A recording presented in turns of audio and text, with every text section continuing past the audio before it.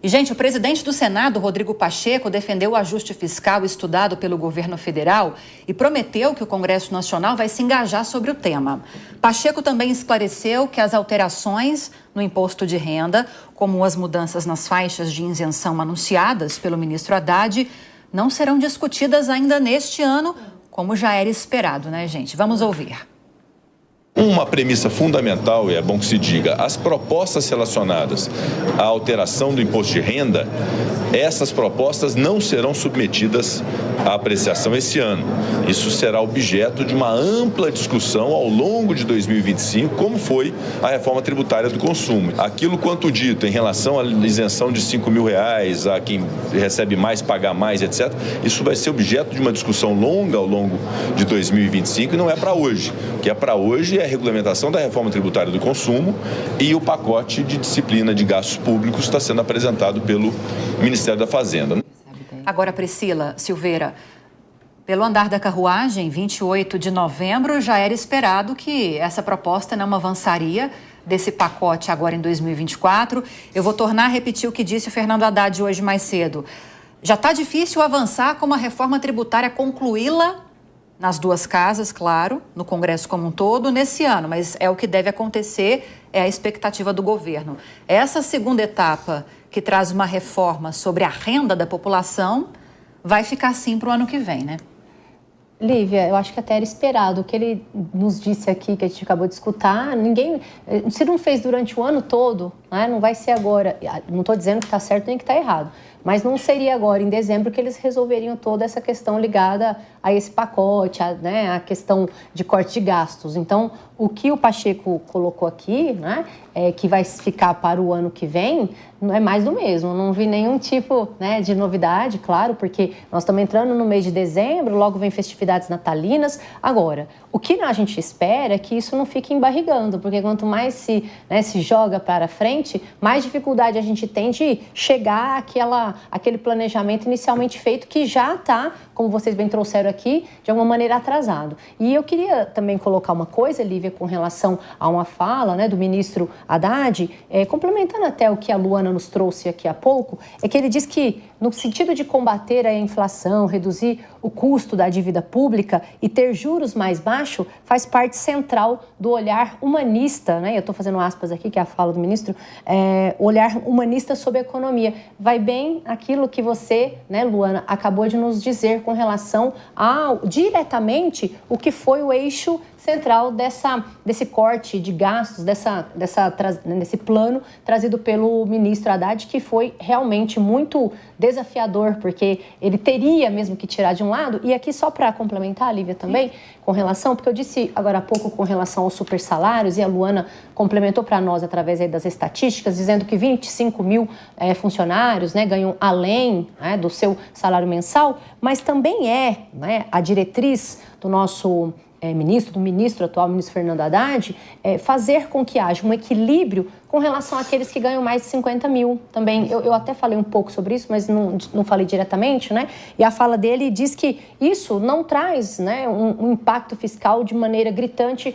a atrapalhar essas pessoas que ganham 50 mil, e que seria uma forma de equilibrar, de preceito igualitário, né, com que quem ganha mais, né, porque ele fala que quem tem renda superior a 5 mil vai pagar um pouco mais. E, segundo a fala do ministro, tudo sem que seja um excesso, né, para que quem tenha muito não pague tão mais, e quem não tenha não possa pagar, para poder trazer esse equilíbrio buscado no corte de gastos. Essa é a aposta da equipe econômica, que haja essa neutralidade dessa medida, exatamente como você falou, Priscila, a neutralidade da ampliação da faixa de isenção por meio dessa taxação um pouco maior dessas pessoas que ganham mais de 600 mil reais por ano, que são esses mais de 50 mil reais por mês. Agora, Raquel, trazendo um pouquinho para o lado político, são medidas que não vão ser, algumas pelo menos, vão trazer muita discussão no Congresso Nacional. Como é que você imagina que vai ser essa tramitação no ano que vem? Em que pontos que vai haver mais falta de consenso, dificuldade para avançar? Acho que super salários é um ponto-chave aí, né? Super salários, eu acredito que exista um consenso, inclusive, com a base opositora do governo. O que eu entendo é que quando a gente fala em corte de gastos, obviamente, não são políticas populares para os parlamentares. Quando a gente fala na redução ou congelamento do salário mínimo, por exemplo. Então, é necessário, na minha opinião, uma construção muito séria por parte do governo para que ele tenha ali solidez na apresentação de suas propostas. A gente não pode permitir que pautas tão difíceis, nevrálgicas, sejam negociadas através de interesses espúrios nebulosos. É o que geralmente acontece quando as pautas são muito espinhosas. Elas servem como moeda de troca, até mesmo uma chantagem política para que sejam pautadas de forma emergencial ou não. Quando a gente fala em... Todas as pautas reformistas são pautas extremamente problemáticas porque elas vão afetar, sim, diretamente algum setor.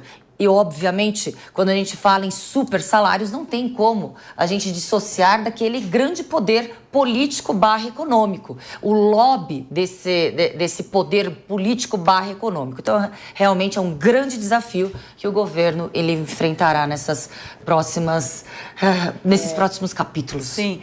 A Raquel foi em cima, né, Tânia? Porque aquele funcionário público que ganha até 10 mil reais, ele nem é ouvido no Congresso Nacional. Não é ele que faz o lobby. É justamente aquele funcionário que está nesse contexto de mais privilégios que tem força no Congresso Nacional. E que a gente imagina que talvez vai haver uma certa resistência desses grupos que não vão colocar a cara publicamente, mas vão atuar, né, pelos meandros, digamos assim, do Congresso Nacional para não perder seus privilégios. E aí que eu penso que talvez, não sei qual é a sua opinião em relação a isso, que por mais que seja algo que para a maioria da população é óbvio que tenha que acabar, não vai ser tão fácil assim.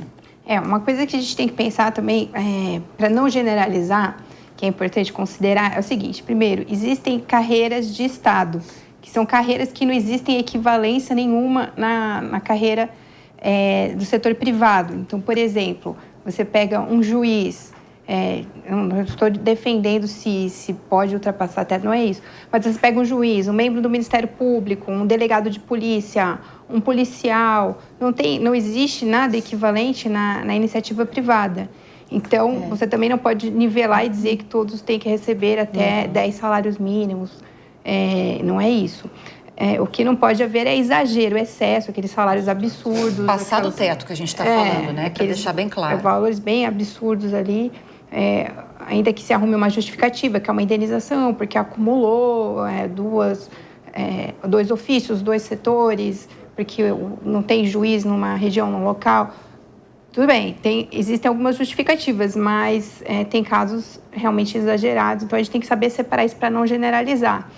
Então, quando a gente fala nas carreiras típicas de Estado, são carreiras que fazem a diferença também. Quando, de repente, tem um governo que está se excedendo, abusando e quer pressionar aquele servidor que está ali atuando numa fiscalização do IBAMA ou a própria Polícia Federal, se você tem alguém suscetível a uma pressão de ser demitido sem menor justificativa, sem a proteção do Estado, você acaba com o próprio Estado. E outra, tem carreiras que causam um retorno muito grande de bens para o próprio país, né? Então, por exemplo, a Polícia Federal, quando investiga certos casos, vimos agora esses dias aí, né, vários casos de lavagem de dinheiro, criptomoedas, organizações criminosas, isso é até difícil de mensurar o retorno, né, financeiro. Há uns cálculos, né, alguns economistas já fizeram esses cálculos, é um valor muito alto comparado com o que se gasta, que se investe nesses servidores, que são poucos, que estão aí nessa linha de frente em diversos setores. Então, é importante também que a gente não generalize, né? Que a gente pense isso, que a qualidade também do serviço público, e ainda mais em setores sensíveis, depende de pessoas também que atuem com proteção e também com a sua valorização, né, justa.